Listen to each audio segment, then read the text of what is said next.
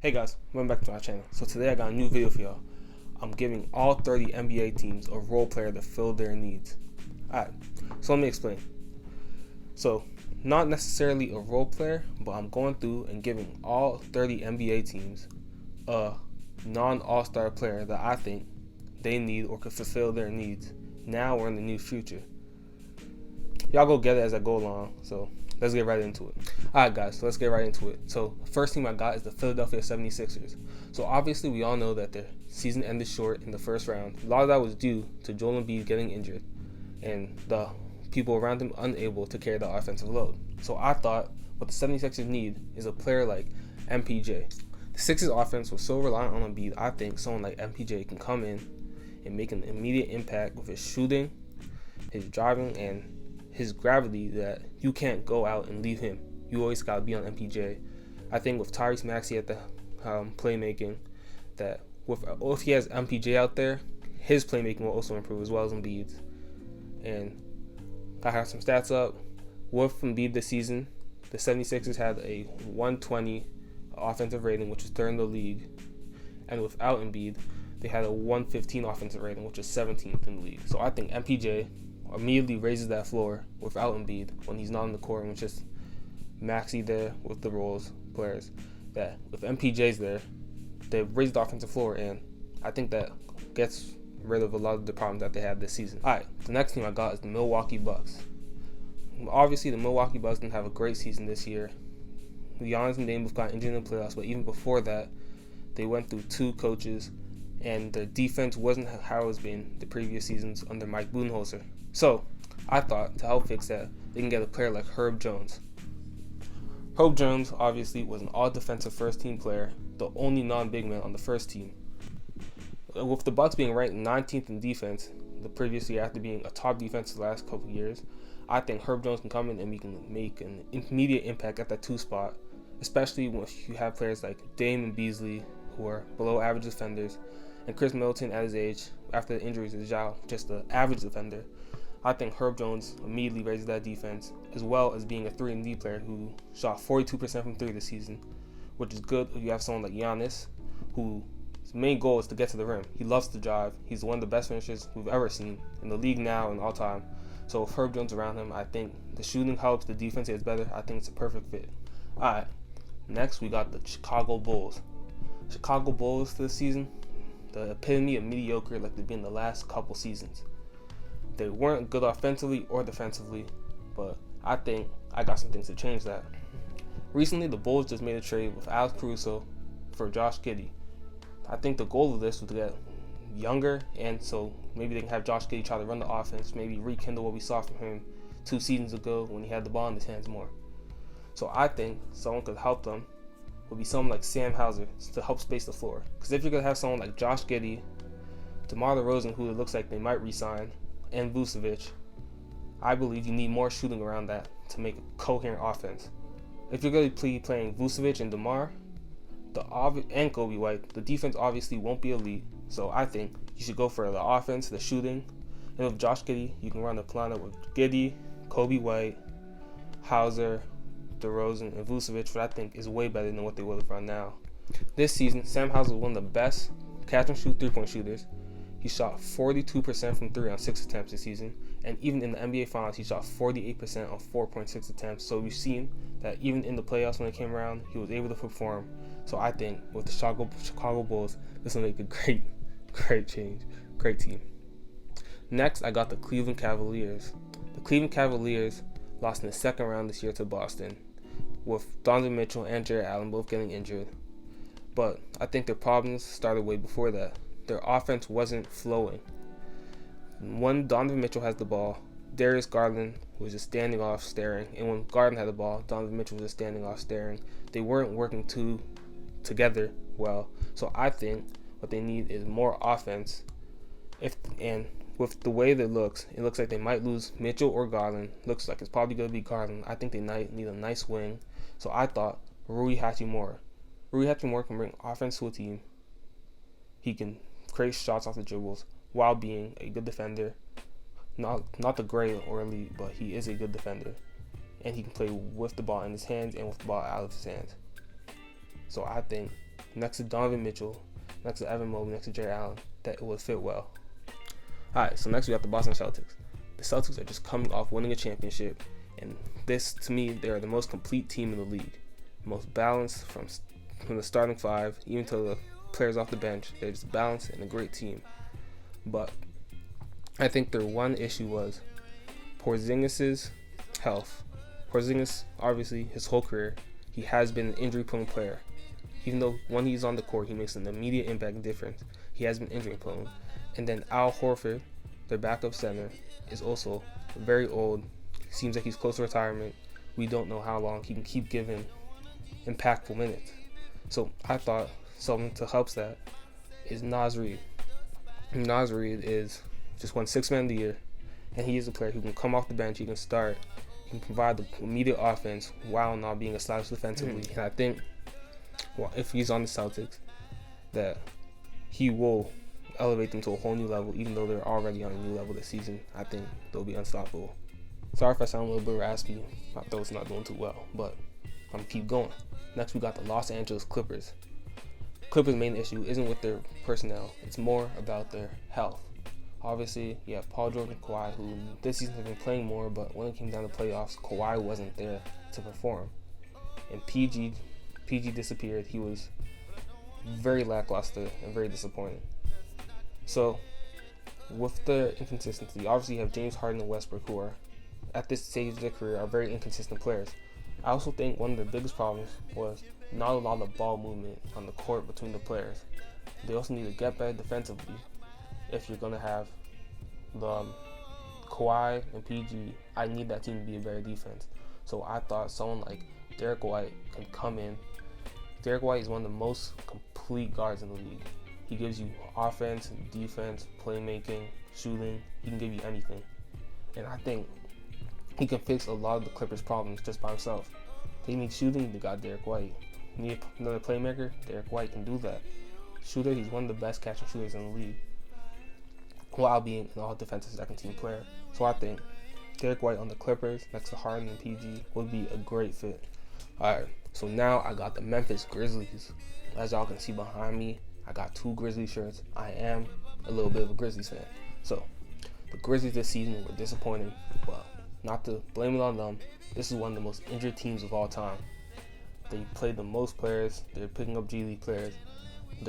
A proper starting five barely played a minute together. So, with the Grizzlies' past track record of being a top defensive giant, you still have Ja and Bane, who are improving offensively. You got Gigi Jackson coming off the bench now. I think what they need is a true big man. Jaren Jackson Jr. isn't a 5. He's one of the worst rebounding forwards / centers in the league. And with them losing Steven Adams, they need someone to come and replace that. Isaiah Hartenstein is one of the most underrated rebounders, defenders, and playmakers from a big in the league. His impact he made to the Knicks was often gone unnoticed. But if you watch his game, you will see Isaiah Hartenstein can do everything Steven Adams can do, and sometimes even better. He was 5th in screen assists in the playoffs this season, and 1st in screen assists per minute. I think what John needs to thrive his best is a good center to send them screens, to roll up so he can down 2. I think Isaiah Hartenstein will work perfectly. Next, we got the Atlanta Hawks. The Atlanta Hawks are the organization of mediocre. They've been mediocre for a long time. They're mediocre this season. Currently, they're going through a dilemma. They got to decide which point guard to pick, Trae Young or DeJounte Murray. One of them will probably be leaving this season. I think the Hawks' problem starts with defense. They were the 27th ranked defense this season. And with Clint Capella obviously declining, his finishing is almost not there. He hasn't been good defensively. I think you need a replacement. And I think Nicholas Claxton can come in and do everything Clint Capella can do, but better. Claxton is a great defender. He can catch lobs, and he hasn't really been playing with a premier point guard. I think if he's with Trae Young, DeJounte Murray, that will elevate Claxton's offense exponentially. So put Claxton with an elite playmaker and Trae or DeJounte with an elite big man. I think that is a recipe for success, and they can replicate what they had 3 seasons ago when they made the conference finals. Alright, now we got the Miami Heat. The Miami Heat had the least amount of earned field goal percentage in the playoffs. Some of that was to do with missing Rozier and Jimmy, but Even in the regular season, they were still last in that stat. And I think that has to do with Jimmy being the only true driver on that team. Terry Rozier and Tyler Hero aren't people who get to the rim at will, and Bam is more of a finesse big. So, I think what they need is a point guard who can play make and get to the rim. So I thought someone like TJ McConnell could fit in well. TJ McConnell is one of the most underrated backup guards in the league. His driving is often overlooked, the way he gets to a basket, but he's also a great playmaker, and he's a gritty defender, which I think embodies Heat culture. So I think if you bring in TJ McConnell, he could help bring some of that rim pressure that they're currently lacking. Next, we got the Charlotte Hornets. It's no surprise to anyone that the Charlotte Hornets haven't been good the last couple seasons. They had the one season where they made the play-in with LaMelo and Miles, but with LaMelo's injuries, Miles Bridges' court cases, it has been a turmoil over there, to say the least. But with LaMelo's there, I think that's always going to be an offensive-oriented team with him, Brandon Miller, and Miles Bridges. So I think what they need is a good defender, a good wing defender, like Jaden McDaniels. Jaden McDaniels, everyone knows, is one of the best defenders in the league. Like Ant said, they got KD, we got Jaden McDaniels. He can also come out, he can give you 20 a night. He can give you catch and shoot, he can go to the basket. Jaden McDaniels is a very underrated player on the offensive end because everyone knows his defense, but offensively he is underrated. And I think next to LaMelo, next to a better playmaker, that can even go exponentially better. And the defense that he'll bring with Brandon Miller, who will get better defensively, still got Mark Williams in the paint. I think that can be a good playoff team. Okay, next we got the Utah Jazz. I'm going to be honest, I haven't watched much of Jazz this year, but from what I have seen, their defense is the issue. Like a lot of these lower teams, they just can't guard anything. And they were the worst three-point defense in the league and the worst ranked defense altogether. So, I think what they need is a guard who can come in, play defense, and hit some threes. And I'm going to pick someone very underrated for y'all, Keon Ellis. If you haven't been watching Sacramento Kings this season, you might not know who Keon Ellis is. But Keon Ellis is a second-year player who, if you watch the play-in, his defense on Steph Curry was some of the best I've ever seen, especially from a player that young. So, I think Keon can come in and make an immediate impact on multiple teams. He's also a 42% three-point shooter while being one of the best defensive guards I've seen, even though he is very underrated.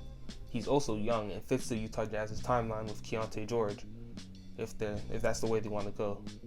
So I think if you put him on the Jazz, he could blossom if he gets more of a role. And speaking of the Sacramento Kings, that's who we got next. The Kings in 22-23 season were the best offense in the league, but a bad defense. This year, they've mellowed out in both ways. They're an average offense and an average defense. Some of that has to do with De'Aaron Fox not being as good as last year, but it also has to be with the league just getting better. So I think what they need is a player like Lou Dort to bring in the defense. We know they can bring the offense, but what I need to see is them bring the defense. They don't really have any premier defenders apart from maybe Keon Ellis and Keegan Murray can play some defense.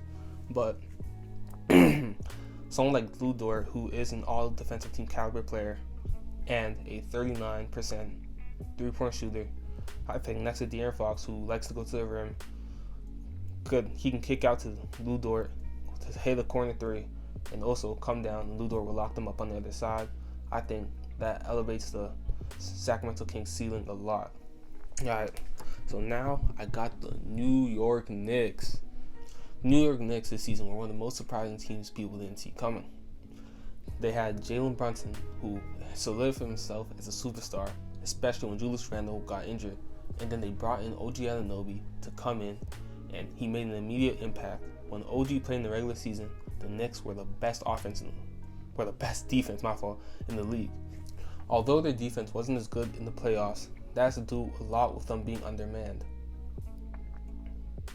But I think the Knicks showed us that they can be serious contenders in the East this year, with them being the second seed and them taking the Pacers in the second round.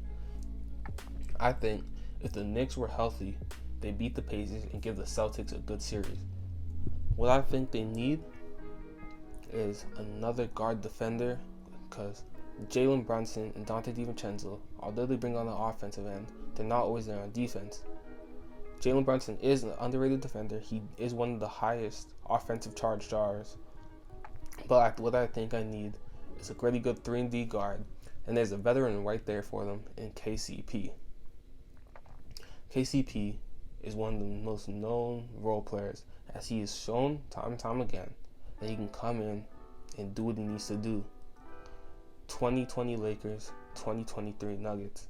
He was on both those champion teams, and he showed that he brings the defense, he brings the shooting, and he's a good leader who can do it under pressure in the playoffs. And that's what the Knicks need right now, especially when you have someone like Julius Randle, who is a bit unreliable in the playoffs and just went through some injuries. If you have another veteran like KCP to come in and lead that team, I think that the Knicks are going to be serious contenders for a while. Alright, next we got the LA Lakers. So, the Los Angeles Lakers are a team built around LeBron and AD. And if you're building around someone like LeBron and AD, what you need is shooting, which the Lakers did not have. They are one of the worst shooting teams in the regular season and especially in the playoffs this season. So, what I think they need is good, versatile wings who can come in and bring shooting, shot making, and a little bit of defense. I think there's a young wing who can do that in Jalen Johnson.